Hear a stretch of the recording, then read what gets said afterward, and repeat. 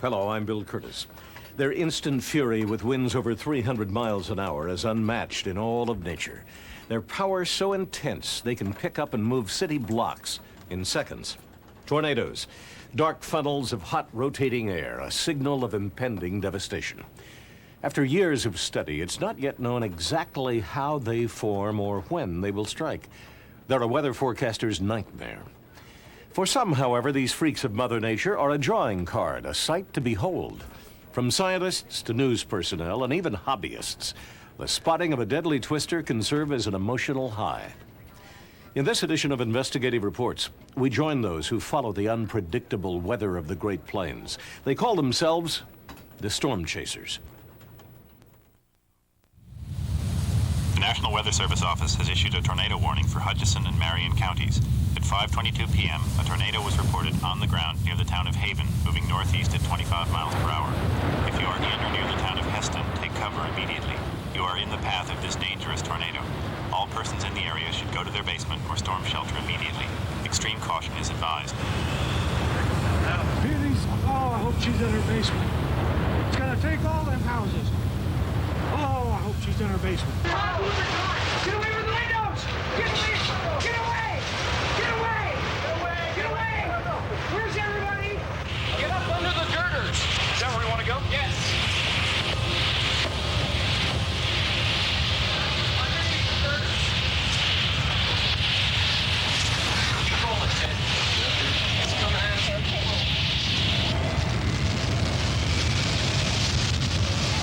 Hang on, Ted. Yes. I got you. Hang on.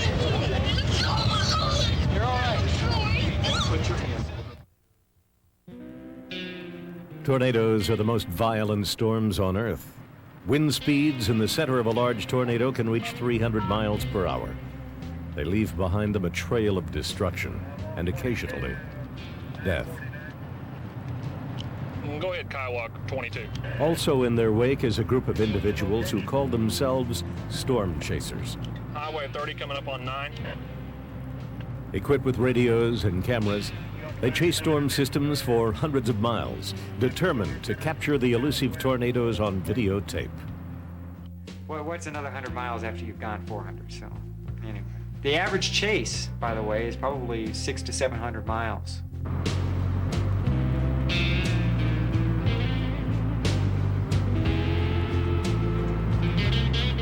Some of the storm chasers are scientists who study tornadoes with hopes of improving our ability to predict their behavior.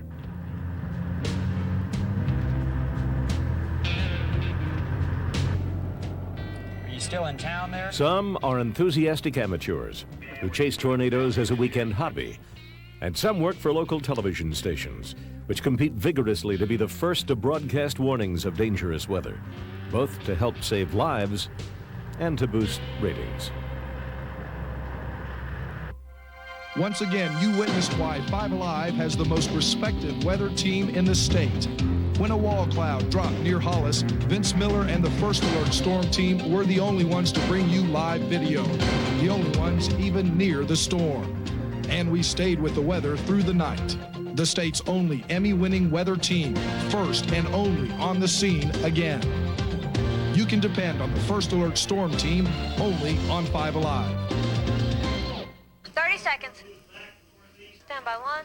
Here's what it looks like in terms of the satellite view, and we did have some pretty good thunderstorms earlier this morning that moved southeastward out of southwestern Kansas and parts of the Oklahoma, Texas panhandles.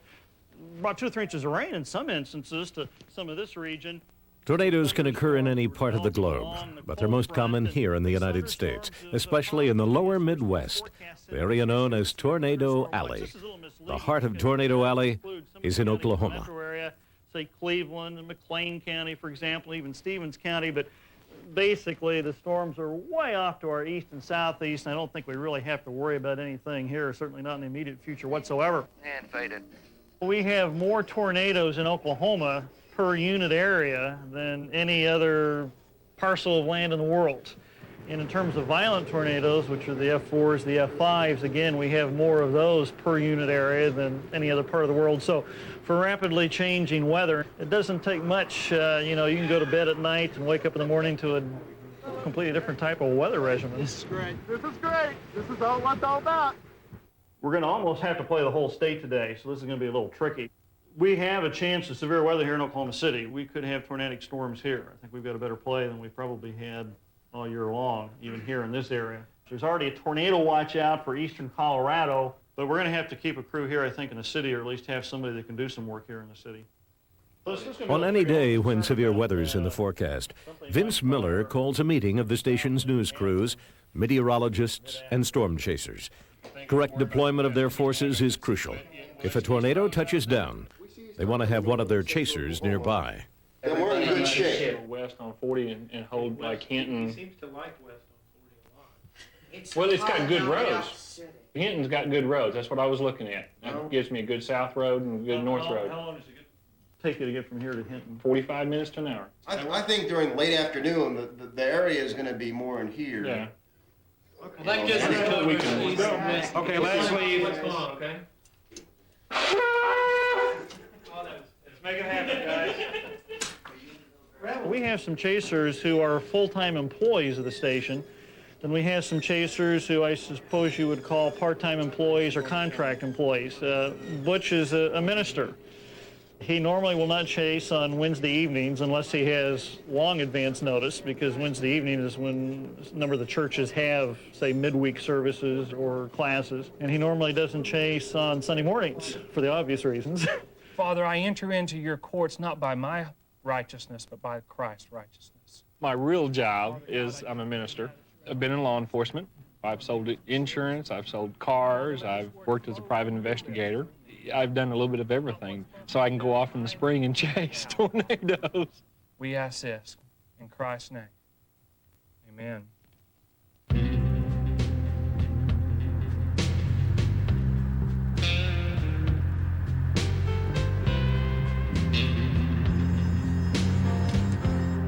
A lot of my sermons get wrote in the front seat of this car as I'm going down the highway.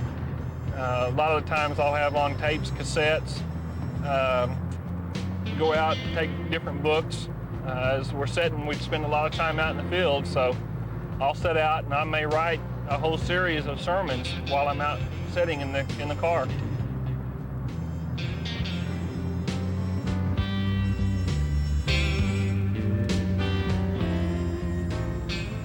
Storm chasers are kind of a different breed. We're all kind of crazy, and believe it or not, a lot of them are not real social. They're kind of shy individuals, more the intellectual type, and it allows me to get in some doors that normally I wouldn't be able to get into. Chasing storms is risky. Butch has a unique method of preparing for the hazards of the chase. One of the things that I do is I say a blessing over my car. I actually place angels around the car and on the motor and on the steering wheel to protect me. Christ says that we command angels. They're at our commanding.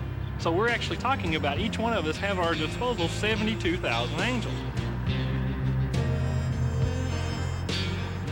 Butch is into chasing big time, and he's very good at what he does. He has seen as many tornadoes this year as anybody probably in the state of Oklahoma. He, in fact, saw the first tornado to touch down in Oklahoma this year, and has seen a number of other tornadoes, too, as the season has progressed. Hello, tornado, going to the ground. Let's go. It's coming right over the top of me. Come on, talk to me. It's right over the top of me. Talk to me. Come on. It's right over the top of me. Come on, man. Tornado on the ground. Tornado on the ground. We are seeking shelter right now. Gotta go. Okay, I'll tell you what, let's go ahead and try to punch that up. I'm going to turn around here and show you what's going on.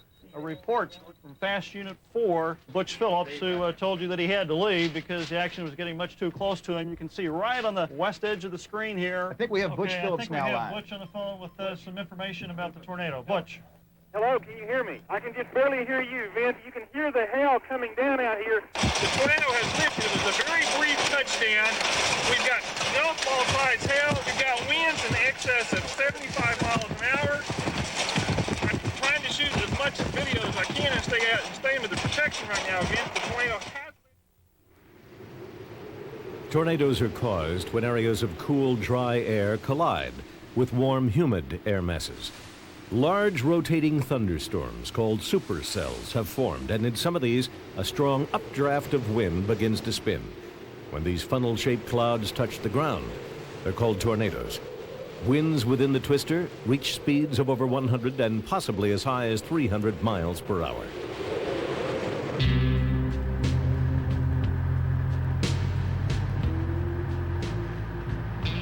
We went to bed last night with the forecast of good possibility of thunderstorms, good chance for tornadoes in western Oklahoma, northwestern Oklahoma. We got up this morning, and up until about 10:30 this morning, that forecast was holding true. 325 miles later, we have seen no storms. We have seen no clouds. All we've had is very hot temperatures. Trying to put yourself next to a tornado can be difficult as well as dangerous. But the first problem is to find one. More than 90% of chases end up as what the chasers call a bust.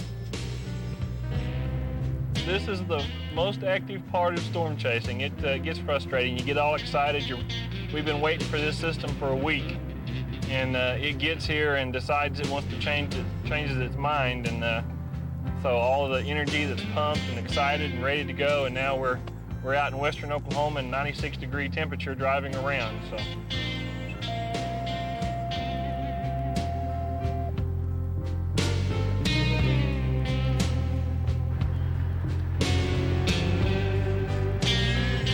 Tornadoes are a perversion of nature.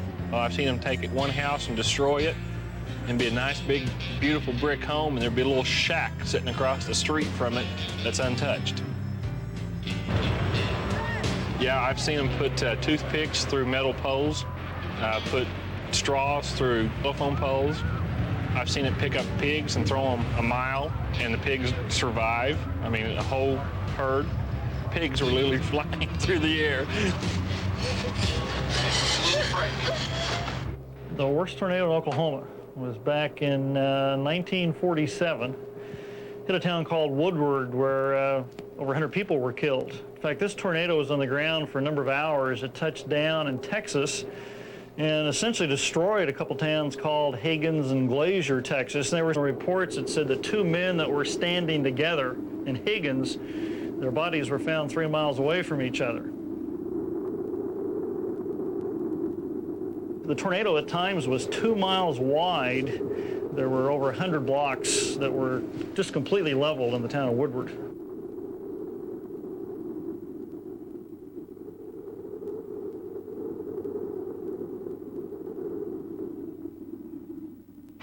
Restaurant duties. Yeah. See, you guys think I just eat. This is the reason why I have to, know food so well. Because you got to be able to serve it. When he's not preaching or chasing storms, Butch helps out on his parents' grocery store in the town of Jones, Oklahoma. His grandma really taught him how to chase storms. Yeah, thank you. She was could read clouds.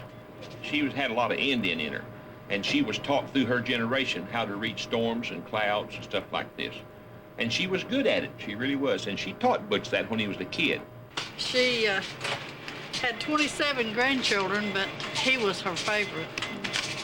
Don't ever print that word "get out" in Oklahoma, though, because I got 7 brothers and sisters that would get kind of mad if I admitted that he was her favorite. But he's almost got caught a couple of times. One time he was in his car and he had to outrun one that almost got him, And sometimes you think, well, maybe it'll whip him around a tree a couple of times. He'll come home, do something else different, and won't be part of it. But he enjoys it. Grandma was part Indian, and all the Indian folklores. When the rain crow called, it was going to be raining within 3 days, and when the cows were laying down in the field, it would be raining within 12 hours. It's, I guess, just kind of the old folklore. When the clouds were doing certain things, the weather was going to do certain things, and that's what puts me underneath most of the tornadoes.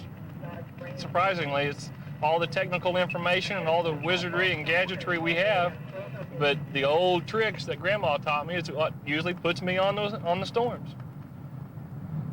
There is a chance of tornado development this afternoon with heating of the day. It's unlikely today, but there is a chance a thunderstorm can produce a tornado at any time. It doesn't have to have a lot of special dynamics that can sometimes create their own environment. So, as the saying goes, if we're lucky, we'll see one.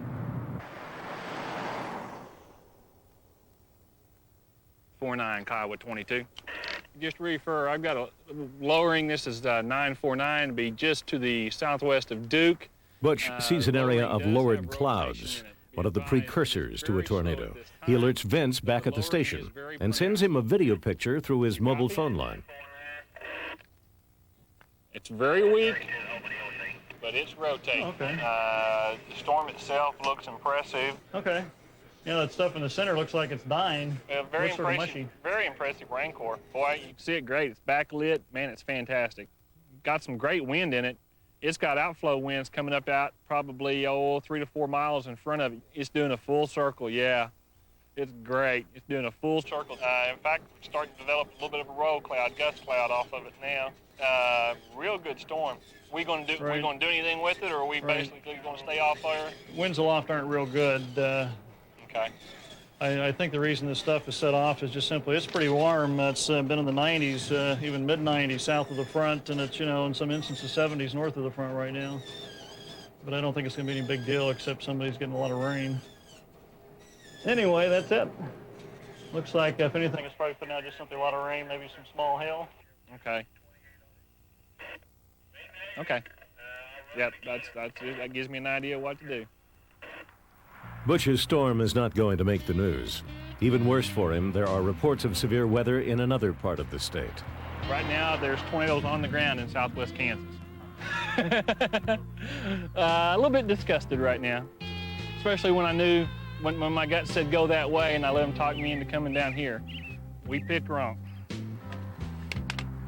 It's, well, you gotta make a choice, you gotta make a guess. Sometimes you pick wrong, and we picked wrong. Or I should say, they picked wrong.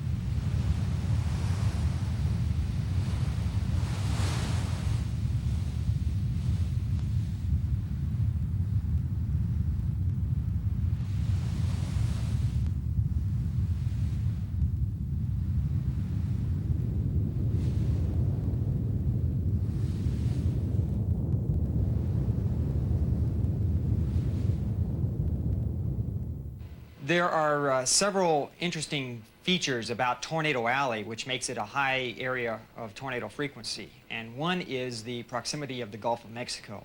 The Gulf of Mexico is where we get our moist, warm air, which is the fuel, if you will, for these thunderstorms to occur. From the Rocky Mountains, we get elevated areas of dry air and cooler air. We also have the deserts to the southwest. That gives us a source of dry air, and when we get low-pressure systems that develop over the Great Plains and draw up these three air masses together is where we get this severe weather that occurs. Southwesterly boundary layer winds indicate that dryline should not translate too far eastward during day one, and that'll be our key. We need to go Gene further out Roden west. works as a librarian at the National Severe Storms Laboratory in Norman, Oklahoma. It's a job that allows him to indulge his passion, storm chasing. Drive like a maniac to keep up with them. With reports of a large storm system approaching from the west, he and a few friends have arranged to take 2 days off from work in the hope that they might catch a tornado. 250 is it, but 500, you get up to 500, and that's going to be a major, large tornado. 1 year ago today, we got married, and we're looking forward to embarking on a honeymoon in Hawaii. So this year we've traded Hawaii for storm chasing in the southern plains. So yeah, we're looking at our 1 year anniversary today. Looks like we're going to go to western Kansas. and see what happens. Not much of a honeymoon, maybe, but in some people's eyes, but we're pretty excited about it and looking forward to seeing some severe weather. I think it's great. I love it. I'm so glad they can drive and they have all this modern technology with the video cameras because they're giving so much to us weather enthusiasts. You know what I mean? They're putting us right there and you're seeing the clouds and the formation. You can examine how the movement is of the various clouds and how they're spinning and also the twisters. And also they back up and you get wonderful views of the cumulonimbus because the cumulonimbus is the king of the clouds. That is the cloud king. It's a massive cloud. It's bigger than Mount Everest.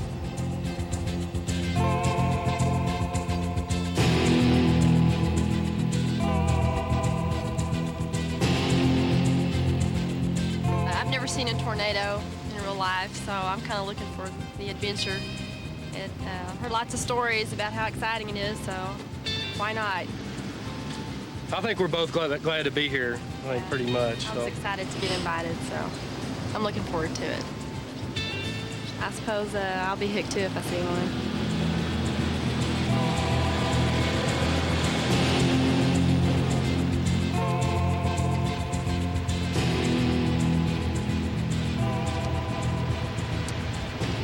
It's basically my life now. I mean, I'm just about obsessed with going out and witnessing these storms. I'm somewhat upset sometimes when I have to miss a storm that's worthwhile to see because no two storms are alike and each one has a character all its own. So that's one reason I like to go out, take photographic documentation of them and videotape. You know, that also helps out the warning personnel.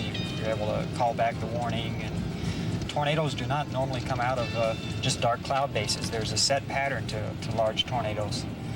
And that's one good reason why we go out, so that they have something to work off of to know what to look for if that pattern ever arises again.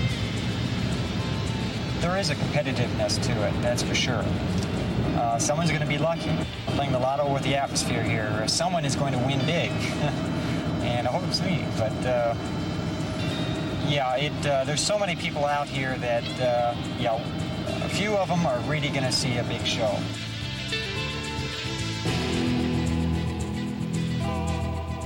You know, we're going to have to go pretty far west if we were to see anything today. So it's one of those days, all or nothing, and it looks like for this general area where we are right now, it's going to be pretty much nothing. So we're going to have to go out west a little bit further. And if nothing's forming by 7 o'clock or so, then find a motel, that kind of thing, and set up for tomorrow. Tomorrow's the show. Gene is still convinced that this weather system will produce large tornadoes, but not today. After 12 hours and more than 600 miles on the road, he and his friends have seen nothing more impressive than a few scattered clouds. Now they're in the neighboring state of Kansas, and their hopes are pinned on tomorrow. They check into a motel after ensuring that it meets 2 requirements. It's equipped with cable television, so they can tune into the 24-hour-a-day Weather Channel. Looks like it's dying out. Decreasing. Oh, here we go. I can get the AccuData. You can? Yeah. And it has a phone system that would allow them to access weather data with their computer. What they're saying is that the dry line is going to blast through all of Kansas tomorrow, and what we see is the moisture's back. What they have on the map there is a cold front, and I'd like to see if there's very much cold air behind it in Colorado that's blasting down. Should be doing that already if it's going to, come through Kansas by tomorrow evening. I think the smartest thing to do at this point is to go a little east, be in the central part of the state, north central part of the state, where you have access to the road networks, like we have the interstate here. We've got a main north-south highway, so we can go south if we need to. We can go east if we need to. We can go north. So basically, we have it covered for tomorrow. We're in a central location, and that's important. In the night, the weather system has gone past them. Gene and his friends must now reverse direction and head east. They're looking for what they call the dry line, the boundary between moist and dry air masses where storms usually occur. As clouds begin to appear, they ready their video cameras. Well, we got some towering cumulus going up on the on the dry line, it looks like the show has begun. They're becoming thunderstorms as we speak, and will rapidly become severe and perhaps produce tornadoes in an hour or two. So, you know, we'll see what we can see there. All set? Yep. All righty. This is the National Weather Service Forecast Office in Topeka, Kansas. Tornado watch number 353 is in effect for all of northeast and much of east central Kansas. You know, we've gone 413 miles today. So, looks like there's a thunderstorm base right there. No, it's just hard to see. It almost looks tropical with so much low clouds and stuff in the way. By mid-afternoon, Gene's group has caught the storm front, and they find themselves under a shelf of dark clouds. But to Gene's eye, they're not the right sort of clouds. So we like to see cleaner storms than this. It's really been a tough day. Gene has finally found a storm, but he's not happy. It's what the chasers call a high precipitation storm, or HP for short. This means that the storm contains lots of rain and hail. These kind of storms are very nasty, though. And I don't know if I like the situation we're in right now. Not good for large hail. Well, the core is mainly down there, but it's coming up towards us. It's the north side of the storm here. Oh, big CG. These storms also produce lightning. Chasers refer to lightning bolts that strike the earth as CG, short for clouds at ground. It does look interesting. This sort of storm can be dangerous. It might produce a tornado that's hidden, wrapped in a sheet of rain. It looks suspicious there just in front of us.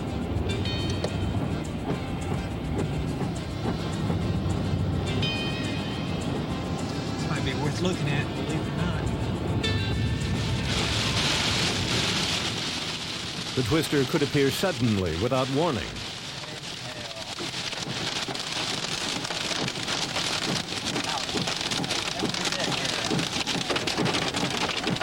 There's a term often used where you're chasing a thunderstorm that it's cloaked in rain and hail. You punch through a wall or get inside, and you're able to see the little pretty package inside, which is sometimes a very dreadful tornado. But we call that the bear's cage, when you're inside the cage with the bear. One of the hallmarks of a veteran storm chaser is a well-dented car. Let's see if it gets any larger here.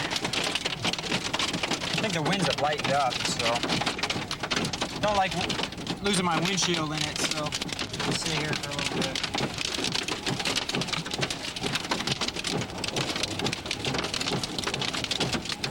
Pretty small hail here. How big? Oh, marble size. Feet of marble. Yeah, I think we're good.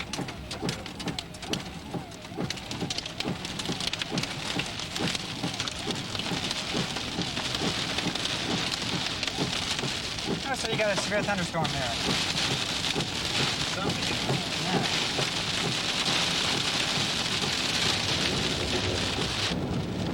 That's going to be probably the high point of the day. Looks like a rotating storm, but it's an HP storm, and the roads are poor here, and there's just no way to keep up with it. So who knows what it might do later on as it moves northeast. We've gone 423 today, and I imagine 600-700 miles yesterday, almost. Oh, it's certainly over 1,000 miles. You know, you have to do it for a system like this. You have to do that kind of thing to see stuff. And like we say, an average of 1 maybe or 2 out of every 10 chases results in a tornado. It's like playing the lottery. If you don't buy a lottery ticket, you have no chance of winning. And the same goes for storm chasing. If you don't go out, you have no chance at seeing a tornado. So I think we're all losers, other than just enjoying the scenery and you know, a nice good old-fashioned thunderstorm there. I don't know if we can call ourselves losers, actually. There might be a good sunset tonight, too, this evening. And, you know, it's always worth to go out there and look at that kind of stuff.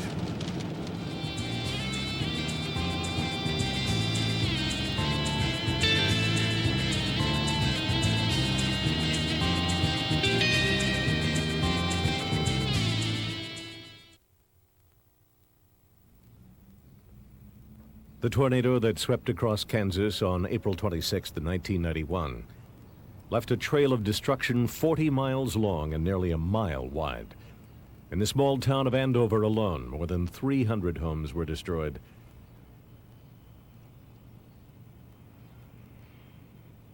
But due to Doppler radar, which can detect the circulating winds that precede a tornado and the reports of storm chasers, warnings were issued 45 minutes before the twister struck. Remarkably, only 13 lives were lost. If you look at statistics for tornado deaths in the United States, if you go back, say, 1950s and earlier, on an annual basis, it's very typical you'll see 200, 300, almost 1,000 people killed in the United States. The 20-year average now, last 20 years, the average number of deaths in the U.S. is down to 69. And I think that's due in great deal to better technology. We have radar. We have Doppler radar now, which helps tremendously. So really, there's as many, if not more, tornadoes than there ever used to be. It's just that we have better warnings, better technology, and a better educated public. The Doppler weather radars, built in the 1970s, have one important limitation. They don't move. They must wait for storms to come within their range. More useful, especially to the scientists who study the dynamics of tornadoes, are portable radar systems. A group at the University of Oklahoma is helping develop a new portable radar that will allow them to study tornadoes up close. With the former radar, we were seeing raindrops and trash flying through the tornado. With the new radar, we can also see, or we believe we can see, cloud droplets also. So with the new radar, we have hope of getting right inside the tornado condensation funnel itself. We don't know a lot about tornadoes. First of all, what are the conditions which make tornadoes favorable in some supercells but not in others? We don't have really even the vaguest notion as to why that might be. What is the source of rotation within tornadoes? We now have several hypotheses which we're almost able to test now that we have this new radar. Professor Bluestein is one of the foremost tornado experts in the world. He and a group of his students are testing their new portable Doppler radar. It's the latest equipment available, the leading edge of weather science. But the season's nearly over, and they have yet to find a tornado. A cold front is approaching from the west. The puffy cumulus clouds building up into the sky show that moist air is present and that strong updrafts are formed. These are promising signs for development of rotating or supercell storms, the kind that most often produce tornadoes. Looks like a classic supercell, but there's no wall cloud. This is the flanking line over here, and the main towers are somewhere up ahead. And I would be watching these clouds right in here for a little bit. We're going to wait until it moves off a little bit more to the northeast before we move on ahead. See the differential motion? These scud are moving that way, those scud are moving that way. Oh, that is exploding here. That very well could be the next one. If we're in a bad position over here, that could do it in the next few minutes. Let's go.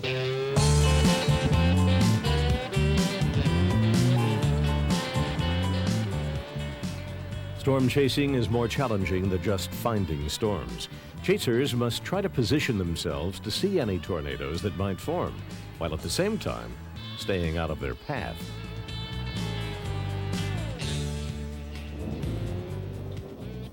The conditions look right, but so far no sign of a tornado. Right there. No wall cloud yet.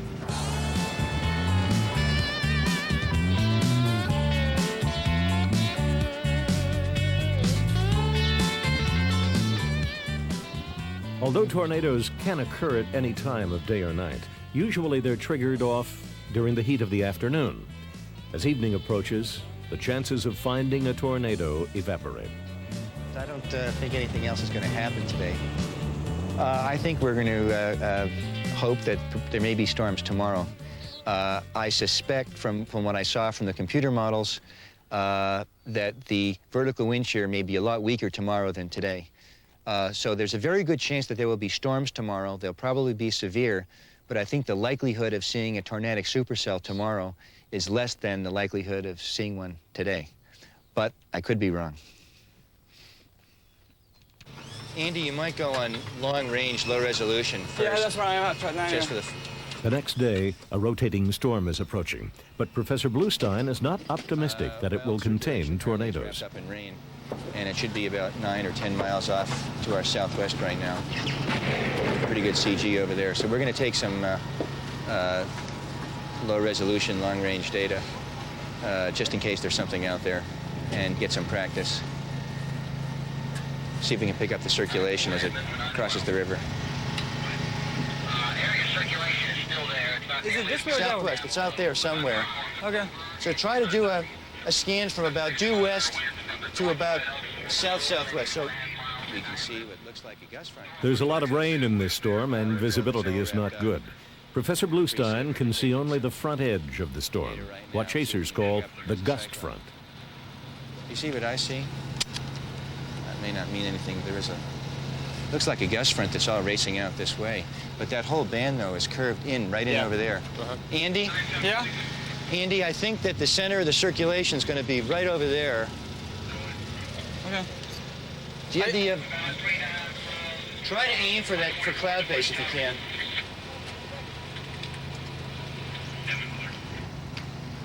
That's raging outflow. Andy, you've got about another minute or so. Just keep sector scanning, and then we're going to have to get out. Why don't you tell me the exact direction that you expect it to come from? Try aiming it up to the west, and we're going to have to move here. Yeah, we better move. Okay, going up, Andy, turn off. I can't go. I have to finish the scan. Okay, finish the scan, and we'll go. As soon as you're done, let me know. There's enough time. Wait, why do we have to move? It's going to rain real heavy in a second. Yeah, we've got something coming to the ground right over there. Yeah. There it goes. I'm going to go right through that. It's over there.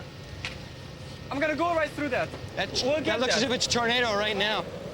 High resolution mode. I'm going to go right through it. It's just about to go into the trees. You better hurry. Okay, now? Yeah, go ahead. I'm done.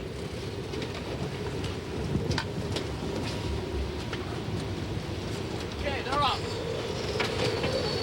I'm out of here. The National Severe Storm. Nice job, guys. Too bad it was rain wrapped and we had trees. Andy, okay, when you were doing the horizontal scan at the very end, did you see the funnel? The Bible is taking immediate action. If caught outside or in a vehicle, seek shelter by lying in a ditch or culvert with your hands covering your head for protection. Once again, a tornado watch. 353 is in effect. It looked like a funnel. Just about touching the ground, and you got it. Excellent. Very good. All right, you guys. We went right through the funnel. Right through the funnel. It was... I don't think we took any photographs, but it was perfect. We were supposed to get Doppler images of the circulation funnel and reflectivity. So we should be able to see the rain bands coming around the funnel and having the rain move away and come towards us as the funnel is circulating. So, and at high resolution, at 30-meter resolution. So it should be the first ever. Should be great. You just gotta look at it.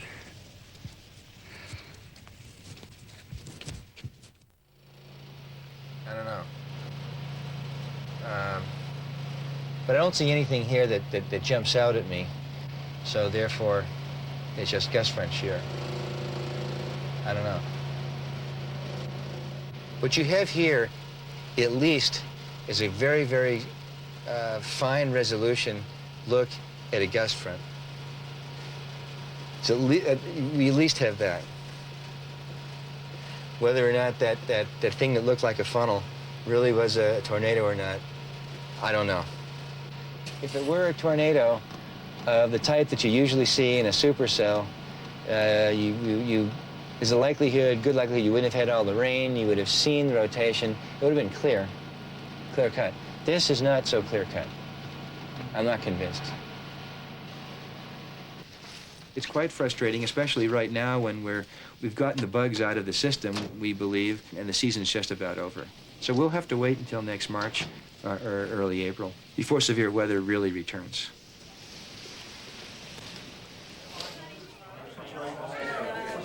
Something to identify with. Well, I did the opposite. I went out my very first time. I went storm chasing. I saw a tornado, and then I haven't seen one since then.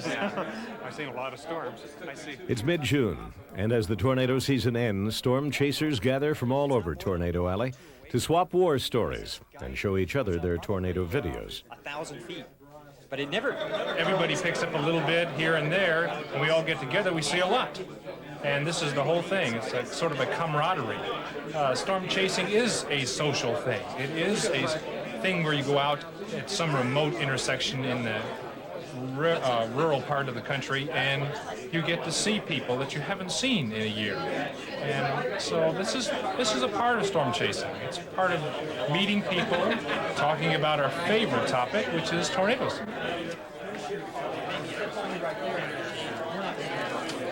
Went out based on some data that I collected earlier that morning. The outlook, severe weather outlook that came out of Kansas City that morning, indicated that there was a risk of severe thunderstorms. So I just loaded up the truck and got my video camera and got loaded up and headed out. And I forget, I think it's 400 or 500 miles I had on my odometer when I actually saw the tornado itself. That's a tornado on the ground. Big tornado. Big tornado. Big tornado. Oh my goodness. Stop. Stop. Two tornadoes. Oh, two tornadoes. On the ground. Tornado. Falling out the sky. Toronto northwest. There's no way you can grip the emotion of seeing something that large that extends 10 or 12 miles up into the atmosphere, and it's just there like some type of a sculptured model or something. There's a lot of apprehension and excitement and a lot of contesting emotions there that come to mind. And same day with the situation of the tornado, because you know that people may be getting killed and you know there's damage occurring possibly and all those things. You can capture quite a bit of it, but you can't capture the emotion of what you're seeing there. So. Laverne's gonna get hit. Warn Laverne. Tell those people to get down. This is big time. This is unbelievable. I have a half-mile wide tornado on the ground heading toward the Laverne area. It is heading toward the town of Laverne. Warn people in that area to please take cover. I see lights up ahead of me. It is heading toward those lights. The lights just went out. Lights just went out of the gas plant here. The lights went out in most of this area out here. Please, mister, don't go in there. I got the police coming by. It's now crossing Highway 3. I have police cars whizzing by me now toward the area. It's crossing Highway 3 right now. I have a large tornado on the ground. It looks like it's tearing through the town of Laverne. I've got two police cars with lights rolling and different whizzing by me and rolling in front of me. It is crossing Highway 3, moving to the northeast. So we are following that storm now to see what damage it has wrought. It was unbelievable. This thing has been on the ground since 3 and 283. Police officers are stopping in front of us now. In terms of human lives, the deadliest U.S. tornado occurred one afternoon in March of 1925. In a matter of hours, a series of twisters swept through Missouri, Illinois, and Indiana, killing 689 people. But technology and increased warnings have lowered the death toll. In 1993, there were nearly 1,200 tornadoes across the United States. There were only 33 fatalities. Interestingly enough, while tornadoes appear all over the world, they are more prevalent in this country than any other. Scientists say it's a combination of our geography and wind patterns. That's something that should keep the storm chasers busy for years to come.